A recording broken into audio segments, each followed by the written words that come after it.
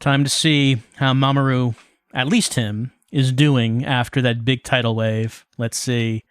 Vision.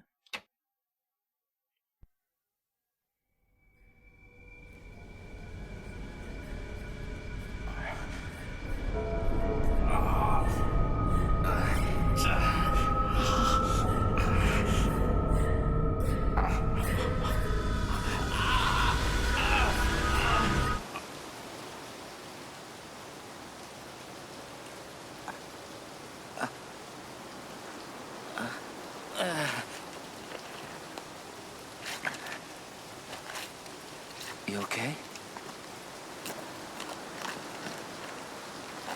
What about them?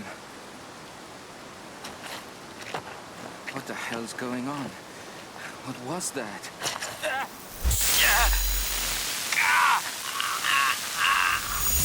You witch!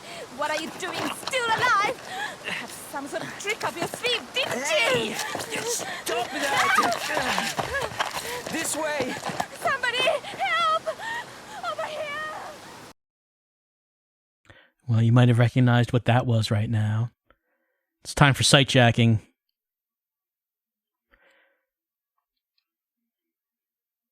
In this stage, we will practice how to sightjack. Yes, that's basically the signature game mechanic of Siren, sightjacking, seeing through the eyes of other people and enemies. We haven't done it so far, but now that we've been hit by a red tidal wave, it seems that we can. Mamoru and Yuri are okay. We don't know what happened to the SDF people. And then a woman in a pink kimono accosted Yuri. We don't know why.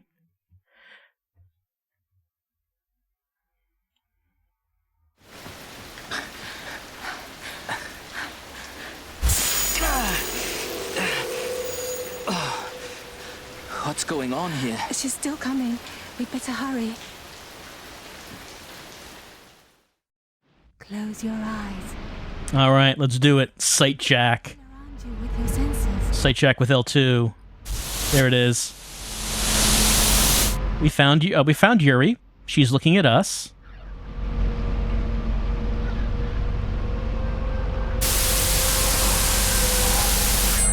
No one else at the moment.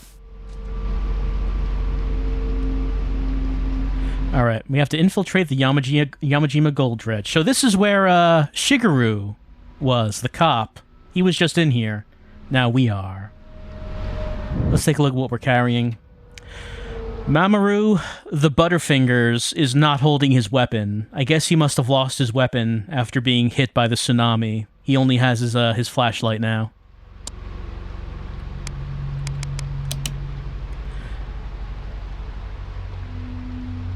So we can see the exit. That's actually where Shigeru came into the level. So that is where we have to leave. And we're entering where he left. So like I said, you will be doing the same levels repeatedly throughout the game and becoming more familiar with the layouts of these levels as you do it. So this is the second time we've been here.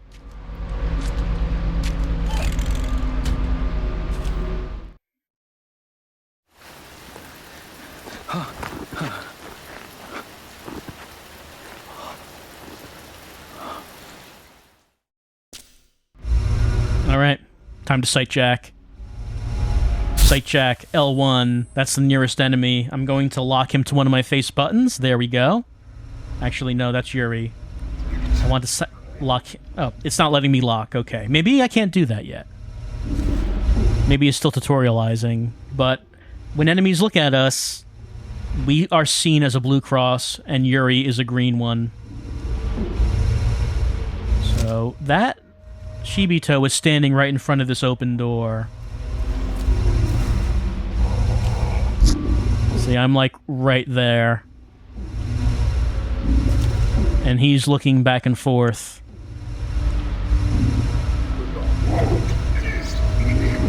We don't have any weapons, so we can't really fight him. So really what you have to do...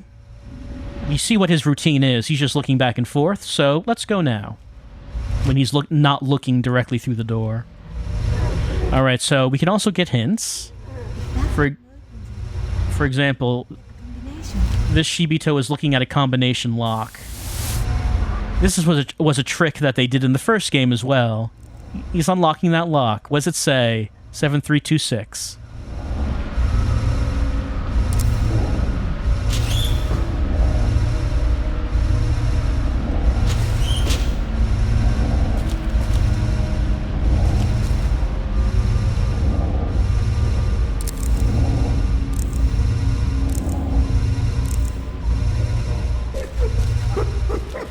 He's walking away now, laughing up a storm.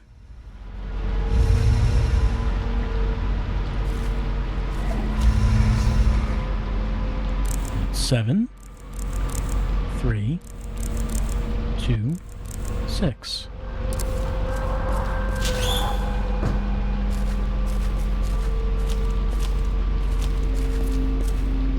Just close this. Can we open this? Yeah, we can. Is there anything to find in here? Maybe not. Oh, no, hold on. There is something. We got a weapon. It's a uh-oh, that guy's coming. Yuri, I need you to just please get out. Let's go with it. Go out this way. Controller's vibrating, which means that Shibito's coming back. So we don't want to be in there when he opens the door. There we go. All right, I picked up a weapon. Now, you might remember from Siren 1, the fire poker was the weapon that the main character in that game, Kiyoya, used for much of the game. Now Mamoru has it.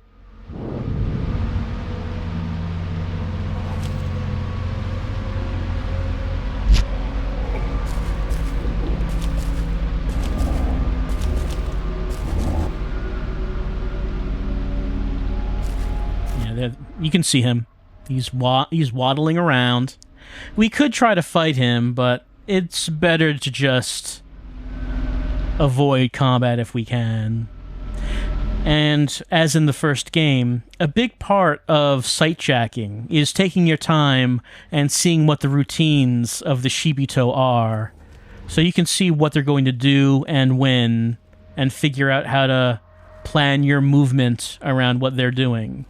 And sometimes you learn information from the Shibito, such as that combination that we saw. There's like a switch over here. Because that Shibito was looking at that switch, so that's how I noticed it. And we can turn the power off to make us harder to see. However, if we now sightjack to the other side of this wall,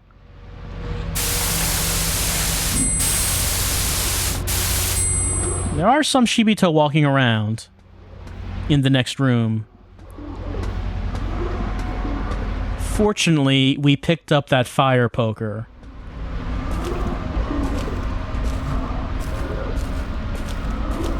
Which means that we have the means to actually fight them.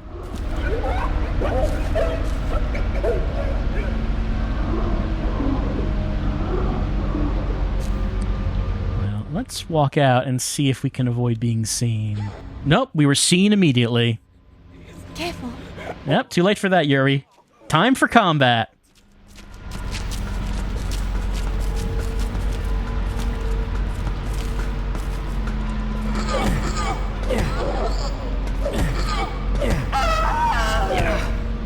Okay, so what I'm going to do is I'm going to switch weapons to my empty hand and pick up her weapon, Iron Pipe, which now means when she wakes up, she will not have a weapon. And yes, wake up, because something that has not been addressed yet is that the Shibito are immortal.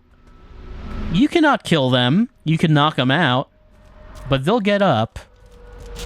They'll keep getting up. Right now I'm just looking around. We don't actually have to go into this room. This might be of some use.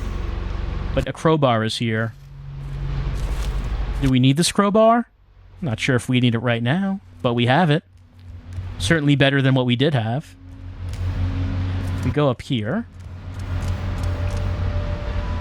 A notebook. A police notebook. And we were playing as a cop in this level before. Looks like someone dropped his notebook.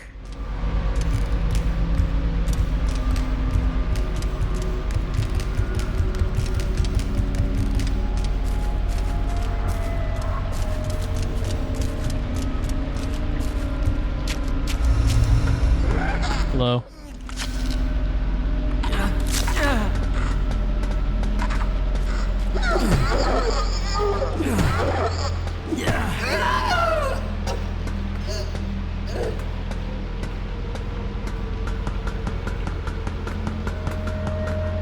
So this crowbar I'm holding, it's a good weapon, but it's not just a weapon. Look at the description of it. It's an iron bar which is used as a lever to split pieces of wood and pull out nails. Well, each weapon has its own description, but in this case, the crowbar is a thing that has a purpose as a tool. Yuri, you wanna... I'm not sure where you're going. Okay, there you go. You got it. You got it.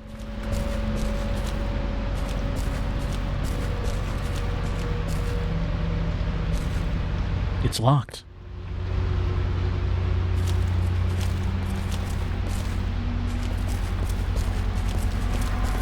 There's someone else walking around, wasn't there? I think there was. Oh, over here. She's got like a big pickaxe.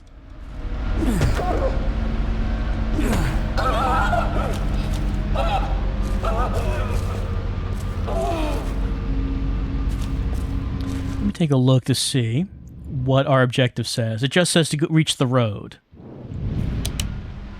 And here... I'm just trying to think about if there's anything else I should be looking at. Because I think that there is something we can do with this crowbar at the moment. And maybe I just want to look around before we leave the level.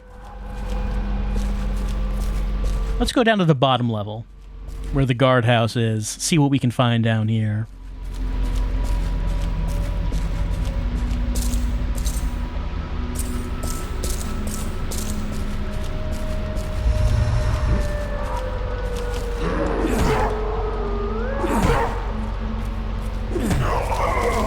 When you have a good weapon, a lot of the tension sort of goes away from the game. Well, this is no problem.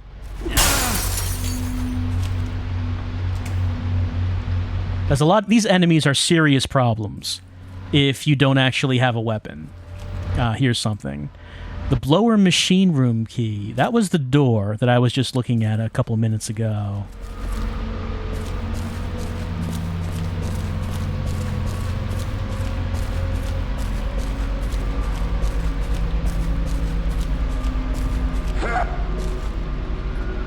The Shibito was back up.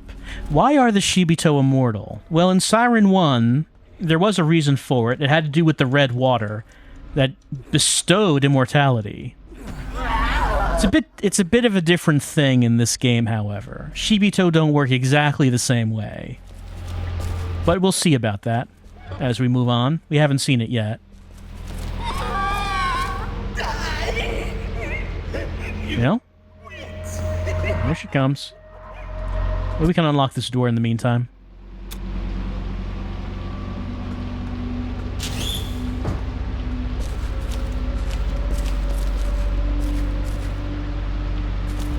Let's see if she remembers we're in here.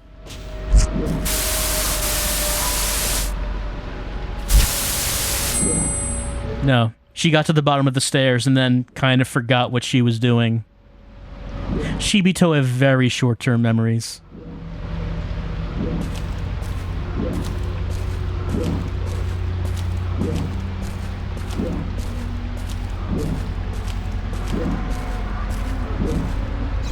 Is she gonna look in here?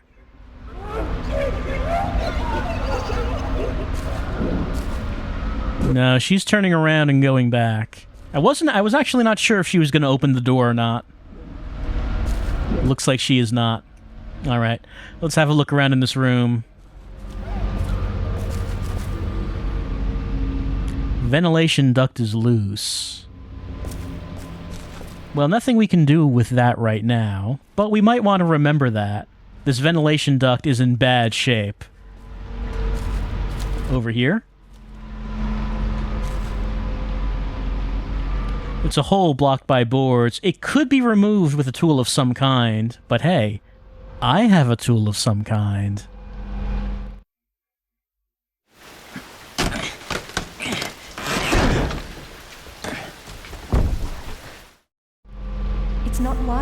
past. Well, we can't get through there.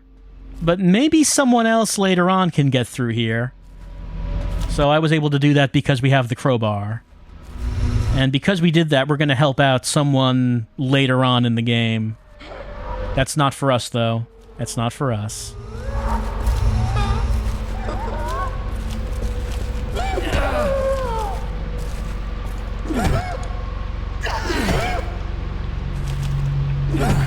There we go.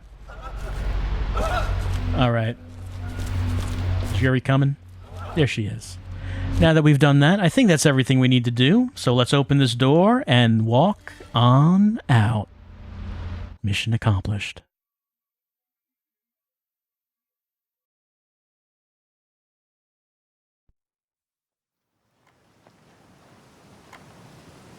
There's nobody here. We're the only survivors, aren't we? Hey! Shoot. That's right. Open the 7 gates with the 7 keys.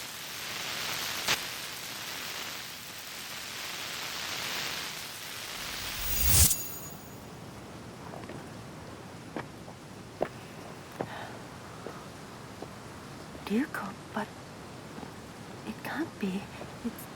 It's too long ago. Oh. Is that like psychic power?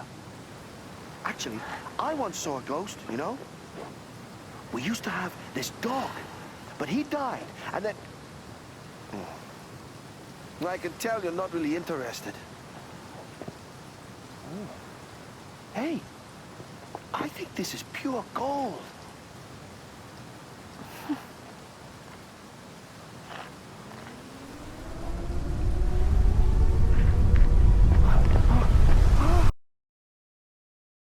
I like how casually he says, "Oh, is that psychic power?" Before the giant red tsunami came. Let's take... Oh, now it's telling us about the Link Navigator. Now we will have more than one level at a time that we can do. For right now, let's take a look at the names of these missions, or the descriptions, I should say. Mamoru awakens from a nightmare. Suddenly, Tomoe Ota appears, grabbing at him. Confused, Mamoru runs away with Yuri. Well, Tomoe's not a name we've heard before. She's the woman in the pink kimono. We'll find out more about her later. She really did not like Yuri for reasons that we don't know. And then Akiko, a new person that's been added to the board.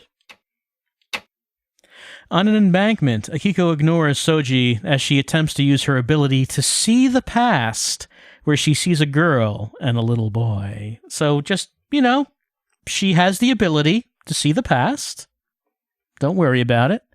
And she did see a little boy that we saw from the beginning of the game. Let's take a look if we picked up any archive items. Yeah, we got 2. This is the old scroll, Chapter 1, which we got because we experienced a vision as Mamoru. The agonizing vision. The ancient ones that dwell below the earth gaze at the world above through the eyes of those whose souls they seek to bend with dark thoughts. Those who feel the touch of evil will be marked and tormented by visions. Well, that doesn't sound very good. They see through the eyes of those whose souls they seek to bend with dark thoughts. So, if you can sightjack, it probably is a bad thing for you. Someone is seeking to bend your soul with dark thoughts.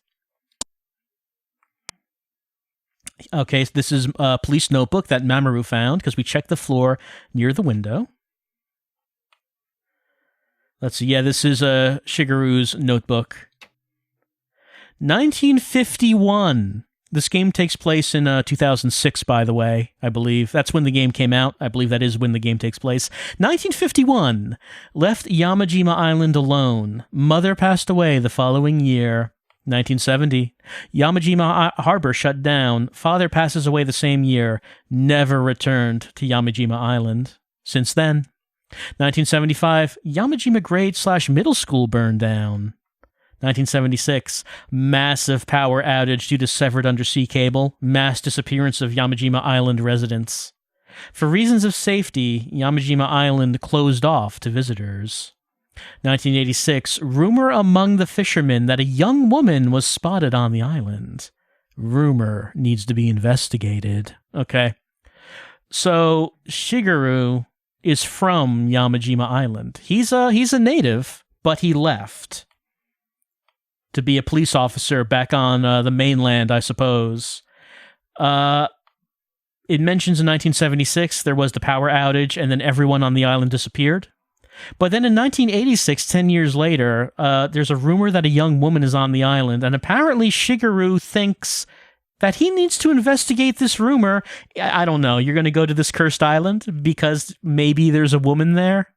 It seems kind of spotty. But the curious thing is that the last entry in here is 1986, but the game takes place in 2006, which is curious. Let's save this game.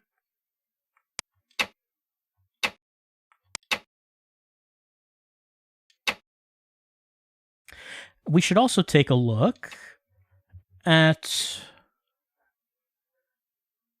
Let's see. We've been seeing some of these Shibito. The manual does have an entry on them. Take a look at this. Shibito the dead. The Shibito were once human. Now their souls are possessed by a mysterious force. Although the Shibito retain some control over their physical bodies, they lack intelligence and can thus be easily diverted by simple tricks. When a Shibito takes so much damage that it perishes, it simply finds a new host and rises once again. Somewhat adapted to an above-ground existence on Yamajima, the Shibito possess a tolerance to light. The thing that stands out here is that they've adapted to an above-ground existence, thus implying there's something that doesn't live above ground. Well, we're going to take a little break once again as we once again absorb and digest what we've been seeing so far on Siren 2. And next time we will be looking at the Link Navigator and seeing which one of these levels we want to go to first, because we now have multiple options.